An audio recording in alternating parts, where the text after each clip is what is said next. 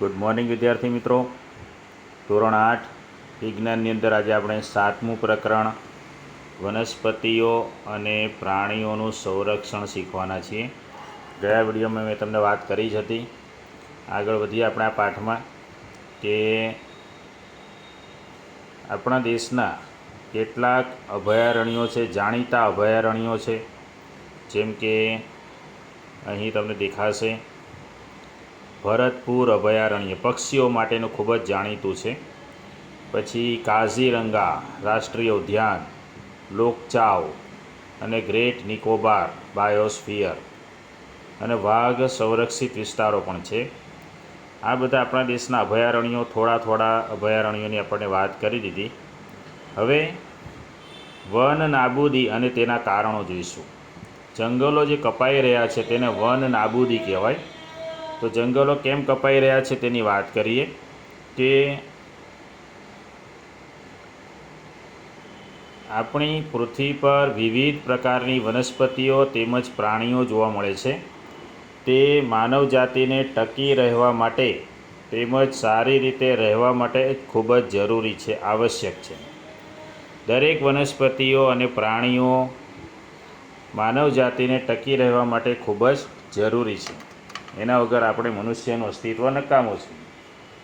તો આજે આ સજીવોના અસ્તિત્વ માટે વન નાબૂદી એક મોટો ખતરો બની ગયો છે। વન નાબૂદી એટલે શું? તો વનનો નાશ કરીને પ્રાપ્ત જમીનનો અન્ય કાર્યો માટે ઉપયોગ કરવો એટલે એને વન નાબૂદી કહેવાય। તો વનમાં વૃક્ષોની કાપણી કેમ કરવામાં આવે છે તે જોઈએ। તો ખેતીવાડી માટે જમીન પ્રાપ્ત કરવા માટે વૃક્ષોની કાપણી કરી નાખવામાં આવે છે, જેનાથી વન નાબૂદી થઈ શકે। ઘર અને કારખાનાઓનું નિર્માણ કરવા માટે, લાકડાનું ફર્નિચર બનાવવા માટે, બળતણ માટે વનોની અંદરના વૃક્ષો કાપવામાં આવે છે, એટલે કે વન નાબૂદી કરવામાં આવે છે। આગળ વધીએ। બીજું વન નાબૂદીનું બીજું એક કારણ છે દાવાનળ। જંગલોની અંદર જે આગ લાગે તેને દાવાનળ કહેવાય। દુષ્કાળ, આ બધા વન નાબૂદી માટેના કારણો છે। આગળ વધીશું તો વન નાબૂદીના પરિણામે શું થાય?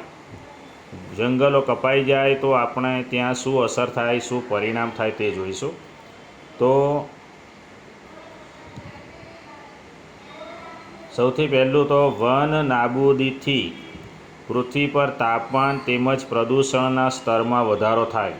પૃથ્વીનું તાપમાન વધી જાય, પ્રદૂષણ વધી જાય, તેનાથી વાતાવરણમાં કાર્બન ડાયોક્સાઇડના સ્તરમાં વધારો થાય છે। ભૂમિય જળનો ઘટાડો થાય છે, આપણે યાદ રાખવાનું। તેનાથી ખ્યાલ આવે છે કે વન નાબૂદીથી પ્રાકૃતિક સંતુલન પર પણ પ્રભાવ પડે છે। પ્રાકૃતિક સંતુલન પણ ખોરવાઈ જાય છે, કુદરતી સંતુલન ખોરવાઈ જાય છે।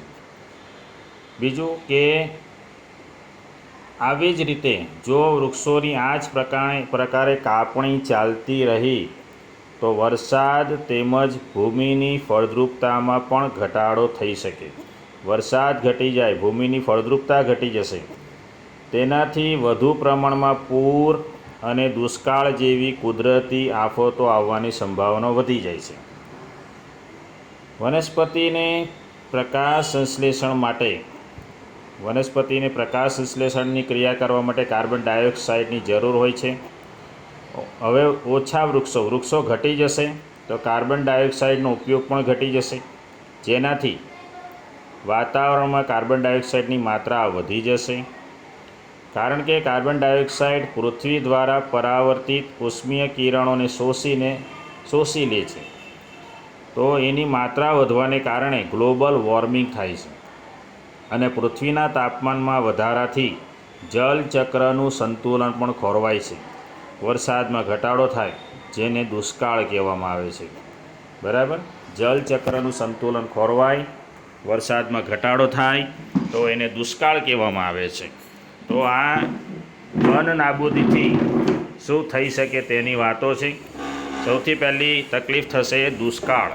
વન નાબૂદીને કારણે સૌથી પહેલાં પૃથ્વી ઉપર કઈ આફત આવી શકે છે? દુષ્કાળ।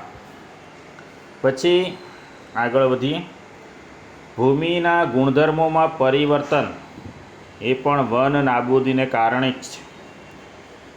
કોઈપણ ક્ષેત્રમાં ભૂમિના ભૌતિક ગુણધર્મો પર વનસ્પતિ ઉછેર અને વૃક્ષોની અસર પડે છે. તો વૃક્ષ જે છે એ જમીનના ધોવાણને અટકાવે છે એવું આપણને યાદ છે, ધોરણ 7માં આપણે શીખી ગયા છીએ. ભૂમિ પર વૃક્ષોની માત્રા ઘટી જાય તો ભૂમિનું ધોવાણ વધી જાય. ભૂમિનું ઉપરનું પડ અથવા તો જે સ્તર છે એ દૂર થવાથી તેની નીચેના સખત પથ્થરોના સ્તર દેખાય, જેનાથી ભૂમિમાં સેન્દ્રિય પદાર્થોનો ઘટાડો થાય અને તેની ફળદ્રુપતામાં પણ ઘટાડો થાય. ભૂમિની ફળદ્રુપતા ઘટી જાય, ધીમે ધીમે ફળદ્રુપ ભૂમિ રણમાં ફેરવાઈ જાય છે, જેને આપણે કહીએ છીએ રણ નિર્માણ. તો વન નાબૂદીથી આપણે જોયું આગળ કે દુષ્કાળ આવી શકે. બીજું આપણે જોયું કે રણનું નિર્માણ થઈ શકે. હવે વન નાબૂદીને કારણે ભૂમિની જળ સંગ્રહ ક્ષમતામાં પણ ઘટાડો થાય, જમીનની અંદર પાણીનો સંગ્રહ પણ ઓછો થાય અને ભૂમિની ઉપરના પડની મારફતે નીચેના સ્તરોમાં પાણી પ્રવેશવાની ક્રિયામાં અસર ઊભી થાય, જેને આપણે કહીએ છીએ પૂર આવે છે.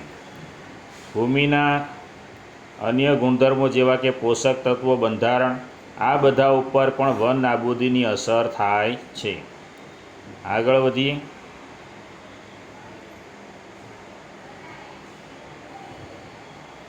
વન્ય તેમજ વન એટલે કે જંગલો અને વન્ય જીવન એટલે પ્રાણીઓનું સંરક્ષણ. જંગલો અને પ્રાણીઓના સંરક્ષણની વાત કરીએ તો એમાં સૌથી સરસ મજાનું છે તે પંચમઢી એ જૈવાવરણ છે. જૈવાવરણ સુરક્ષિત ક્ષેત્ર છે પંચમઢી, અને આ ક્ષેત્રની વનસ્પતિઓ અને પ્રાણીઓ ઉપરી હિમાલયની શૃંખલાઓ તેમજ નીચાણવાળા પશ્ચિમ ઘાટ વિસ્તારના પ્રાણીઓ અને વનસ્પતિઓને સમાન છે. અને આ ક્ષેત્રની જૈવ વિવિધતા, પંચમઢીનું જે ક્ષેત્ર છે એની જૈવ વિવિધતા આગવી છે, કંઈક ખાસ છે. અને જૈવિક મહત્ત્વ ધરાવતા ક્ષેત્રનો સંરક્ષણ એ આપણી રાષ્ટ્રીય પરંપરાનો એક ભાગ છે. આગળ વધીએ તો સરકાર આ બધા વન એટલે કે જંગલો અને પ્રાણીઓના સંરક્ષણ અને સુરક્ષા અને સંરક્ષણ માટે કેટલાક નિયમો બનાવે છે, પદ્ધતિઓ બનાવે છે, યોજનાઓ બનાવે છે. તો વન્ય પ્રાણી અભયારણ્ય, રાષ્ટ્રીય ઉદ્યાન, જૈવાવરણ સુરક્ષિત ક્ષેત્ર વગેરે વનસ્પતિ અને પ્રાણીઓ માટે સંરક્ષિત અને સુરક્ષિત ક્ષેત્રો છે. પ્રાણીઓ અને વનસ્પતિ માટે સુરક્ષિત ક્ષેત્રો કયા છે? તો વન્ય પ્રાણી અભયારણ્ય, રાષ્ટ્રીય ઉદ્યાનો, જૈવાવરણ સુરક્ષિત ક્ષેત્રો, આ બધા સુરક્ષિત અને સંરક્ષિત ક્ષેત્રો છે જેમાં વનસ્પતિઓ અને પ્રાણીઓનું રક્ષણ થઈ શકે. પછી આટલે અભયારણ્ય કોને કહેવાય તે આપેલું છે, અને રાષ્ટ્રીય ઉદ્યાન કોને કહેવાય? એવો વિસ્તાર કે જ્યાં પ્રાણીઓ તેમજ તેમના નિવાસ કોઈપણ પ્રકારના ખલેલથી સુરક્ષિત હોય એવા વિસ્તારને કહેવાય અભયારણ્ય. રાષ્ટ્રીય ઉદ્યાન એટલે વન્ય પ્રાણીઓ માટે આરક્ષિત ક્ષેત્ર જ્યાં સ્વતંત્ર રૂપે નિવાસ તેમજ પ્રાકૃતિક સંસાધનોનો ઉપયોગ કરી શકે. અને જૈવાવરણ આરક્ષિત વિસ્તાર એટલે વન્યજીવો, વનસ્પતિઓ, પ્રાણીઓ અને તે વિસ્તારના આદિવાસીઓનો પારંપરિક રીતે જીવન પર્યાય હેતુ વિશાળ સુરક્ષિત ક્ષેત્ર એટલે જૈવ આરક્ષિત વિસ્તાર. 3 શબ્દો સરસ મજાના છે, યાદ રાખવાના છે. આપણે જૈવ આરક્ષણ વિસ્તારની વાત કરીએ.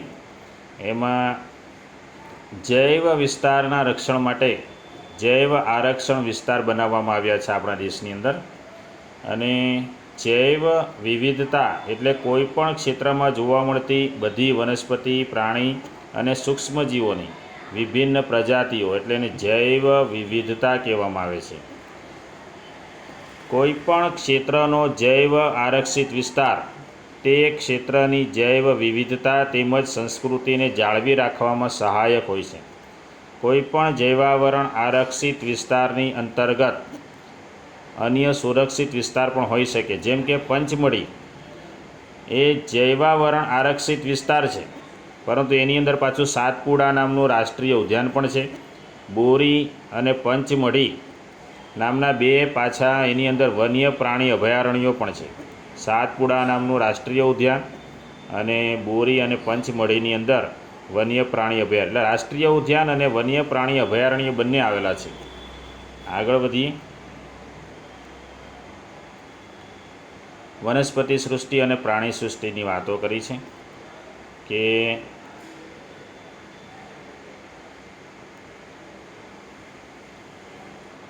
કેટલાક પ્રાણીઓ તેમજ વનસ્પતિઓ કોઈ વિશિષ્ટ વિસ્તારમાં જ જોવા મળે છે. આવા વિશિષ્ટ વિસ્તારમાં જોવા મળતી વનસ્પતિઓને તે વિસ્તારની વનસ્પતિ સૃષ્ટિ કહેવાય અને પ્રાણીઓને પ્રાણી સૃષ્ટિ કહેવામાં આવે છે.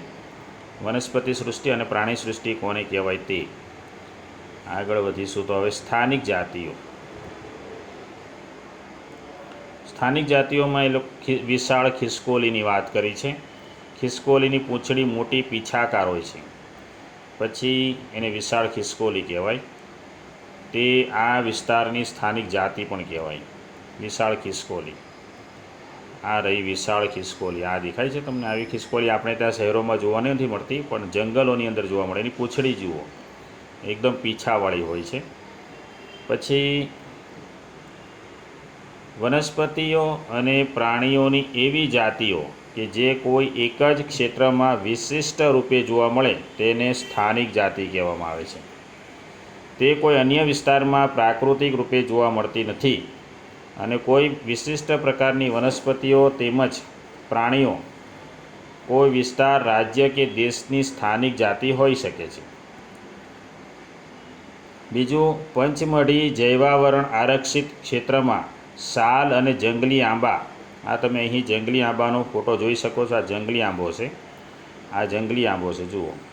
હા, સાગ અને જંગલી આંબાના જે વૃક્ષો હતા એ જોવા મળે છે આપણને. બાયસન જંગલી બળદ, ભારતીય વિશાળ ખિસકોલી, ઉડતી ખિસકોલી, એ બધા સ્થાનિક પ્રાણીઓ છે.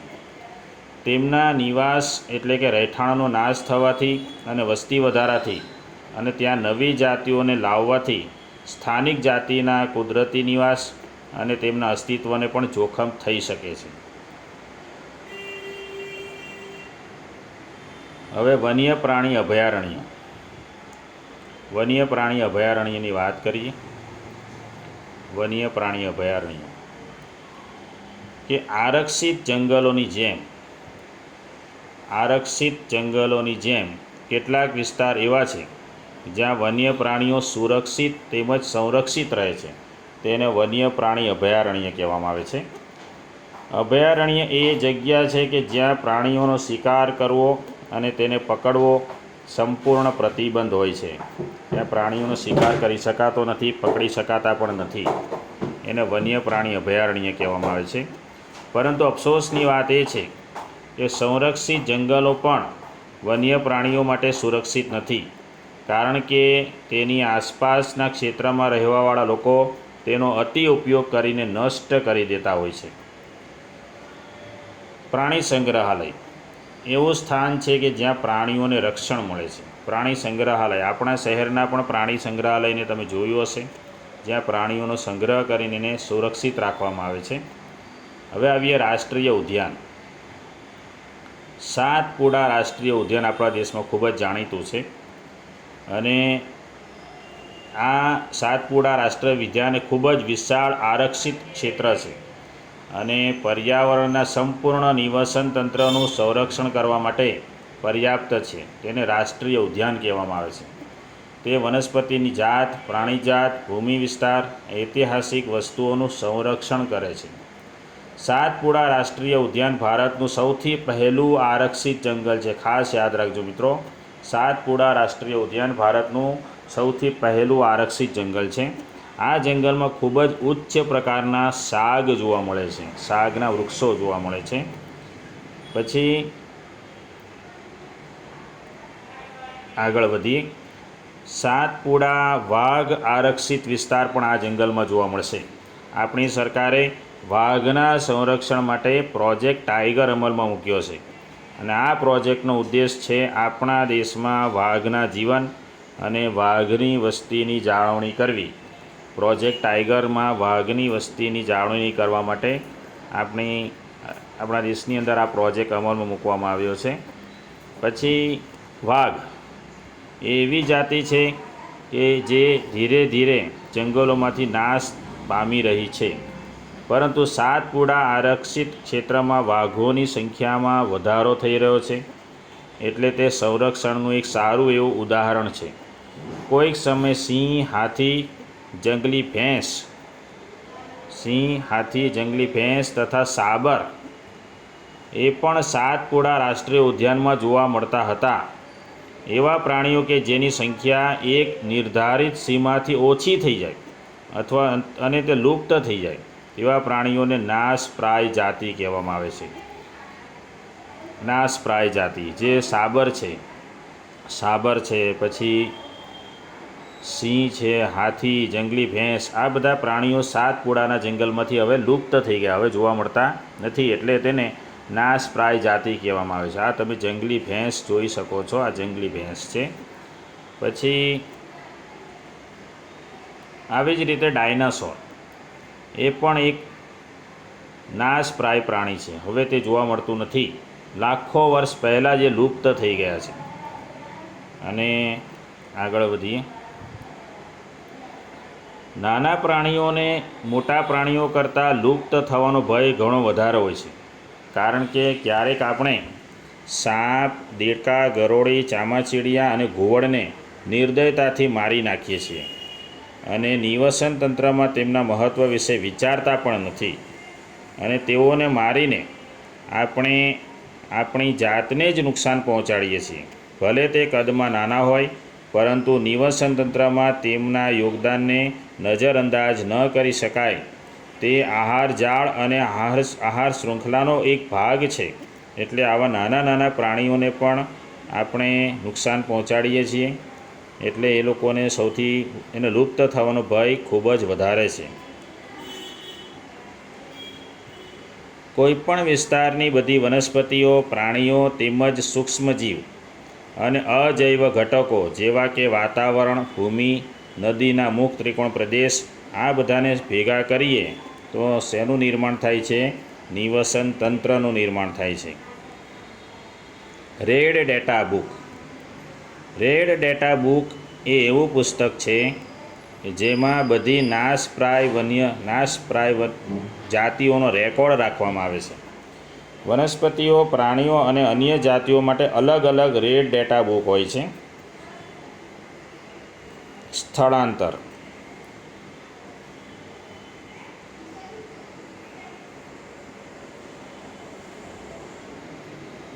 સ્થળાંતરની વાત કરીએ. સ્થળાંતરમાં આપણે એક ઉદાહરણ લઈશું. પક્ષીઓ દુનિયાના અન્ય વિસ્તારમાંથી ઉડીને આપણે ત્યાં આવતા હોય છે. વાતાવરણીય બદલાવના કારણે સ્થળાંતરણ કરનારા પક્ષીઓ દર વર્ષે દૂરના વિસ્તારોમાંથી એક ચોક્કસ સમયે ઉડીને આવે છે, અને તે ઈંડા મૂકવા માટે આવે છે. કારણ કે અતિશય ઠંડી હોવાને લીધે તેમના મૂળ નિવાસસ્થાન તે સમયે ઠંડીના સમયે રહેવા યોગ્ય હોતા નથી. એવા પક્ષીઓ જે ઉડીને દૂરના અંતરની લાંબી યાત્રા કરે છે તેને સ્થળાંતરિત પક્ષીઓ અથવા પ્રવાસી પક્ષીઓ કહેવામાં આવે છે. પ્રવાસી પક્ષી. કાગળનું રિસાયકલિંગ. વન નાબૂદીના એક અન્ય કારણની વાત કરીશું કે 1 ટન કાગળ પ્રાપ્ત કરવા માટે આપણે 17 વૃક્ષોને કાપવા પડે છે. આથી આપણે કાગળની બચત કરવી જોઈએ, અને કાગળને 5 થી 7 વખત રિસાયકલ કરી શકાય છે.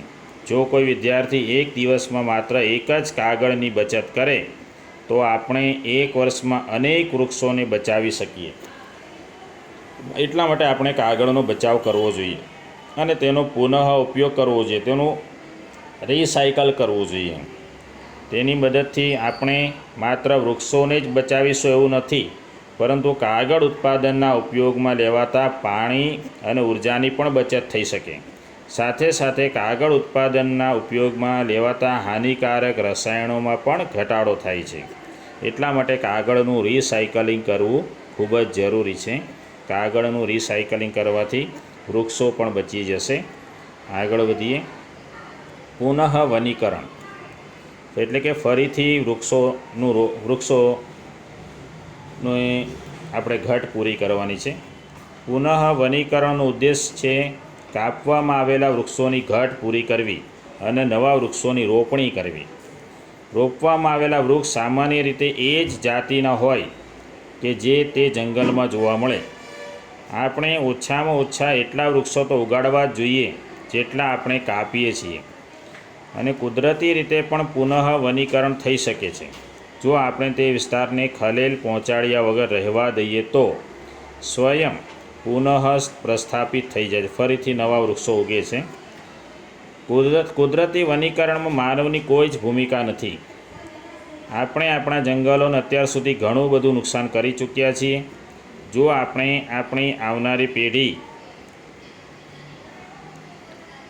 પેઢી માટે હરિયાળી સંપત્તિ બનાવી રાખવી હશે તો વધારેમાં વધારે વૃક્ષારોપણ જ એકમાત્ર વિકલ્પ છે. અને ભારતમાં વન સંરક્ષણ અધિનિયમ પણ છે. આ અધિનિયમનો હેતુ છે પ્રાકૃતિક વનોની જાળવણી કરવી અને સંરક્ષણ કરવાનો. સાથે સાથે એવો ઉપાય પણ કરવાનો છે જેનાથી જંગલોમાં અને તેની નજીક રહેવાવાળા લોકોની આધારભૂત જરૂરિયાતો પૂરી થઈ શકે.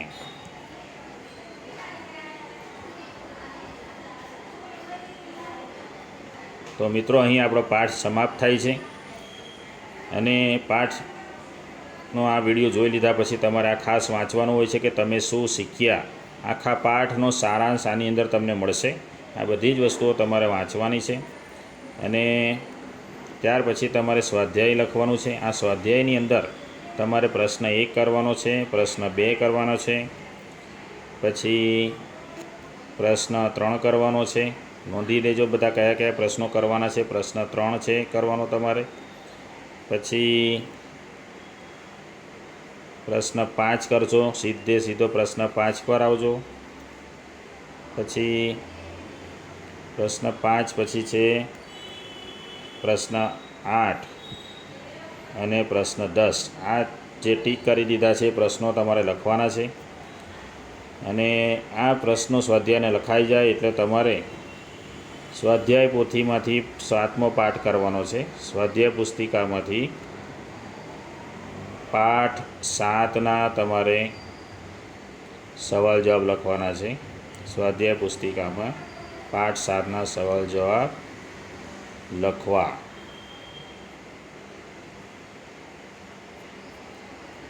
બરાબર. હવે આપણે આવતા વિડીયોમાં 8મો પાઠ શરૂ કરીશું. 8મો પાઠ છે કોષ રચના અને તેના કાર્યો. આ આવતા વિડીયોમાં જોઈશું. ત્યાં સુધી રજા આપજો. આવજો.